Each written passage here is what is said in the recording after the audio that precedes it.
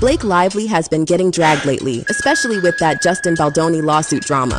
But what if I told you her Mean Girl era didn't start on It Ends With Us? Nope, sis has been a menace on other sets too. And now Margot Robbie is finally spilling tea on how Blake made Barbie's set life hell. Barbie was supposed to be all about femininity, teamwork, and girl power, right? But Blake tried to make it the Blake Lively show. And y'all, it's wild. Let's get into it. Word is that during casting, Blake's name came up fast. It kinda made sense. She had that nostalgia vibe with America Ferrera from Sisterhood of the Traveling Pants, and let's be honest, she looked the part. But insiders say Blake didn't want to be a Barbie. She wanted to be the Barbie. And of course we've got Dua Lipa as our mermaid Barbie, and I certainly have a slide that goes from my bedroom down to my pool. While Margot, Issa Rae, Dua Lipa, and Hari Nef embraced the collective girl power vibe, Blake reportedly wanted more screen time, script changes, even creative control. Like, girl, relax. Sound familiar? That's because it mirrors the drama from It Ends With Us. But here's the difference. Margot wasn't just acting, she produced Barbie through Lucky Chap. So when Blake started pushing demands, Margot was like, no ma'am. Margot literally said she was willing to audition for her own film just to keep it fair. I didn't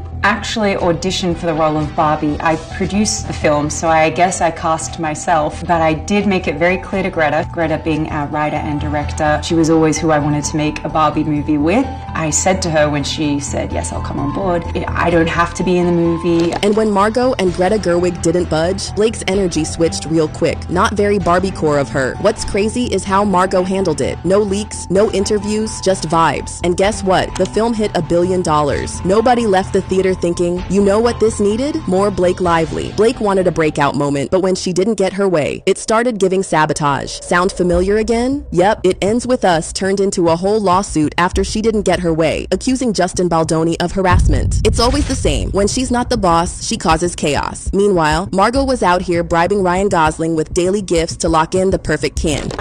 In the end, I promised Ryan a present every day if he did the movie, and then when he did do the movie, I was like, oh shit, I gotta get so many presents. What kind of presents? Just Ken-related things, like a puka shell necklace or, you know... A horse-themed mat. Yeah, like horse-themed lunchbox. But notice, Margot never fought that hard for Blake. She didn't even toss her a side roll, and there's a reason for that. Blake was seconds away from pulling the same move she did on Baldoni. Can you imagine if she tried that with Ryan Gosling?